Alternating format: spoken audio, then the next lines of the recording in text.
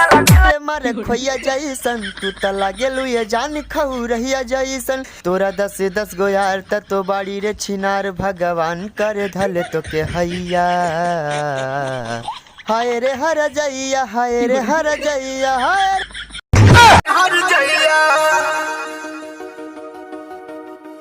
तो हजखिया लगला मोर कैया जैसन तू त लागलू ये जान खऊ रहिया जैसन तो हर 10 गो यार ते त बाड़ी रे छिनार भगवान कर धल तो के हैया हाय रे हर जइया हाय रे हर जइया हाय रे हर जइया हाय रे हर जइया हाय रे हर जइया हाय रे हर जइया हाय रे हर जइया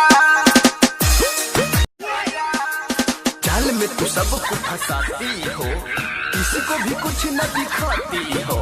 जाल में तू सबको फंसाती हो किसी को भी कुछ न दिखाती हो बड़े बड़े मॉल रेस्टोरेंट जाके पूरी रात वहीं पे बिताती हो हाँ बिताती हो हाँ बिताती हो हमको हुआ पूरी बात की खबर सबको तू उल्लू बनाती हो राह जो रसीला में घना थे आइले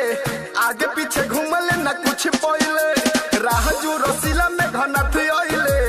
आगे पीछे घूमल न कुछ पहिले खैले रखे से बेदर्दी उनकी हुई गई सर्दी अब रोज रोज खाता है लैया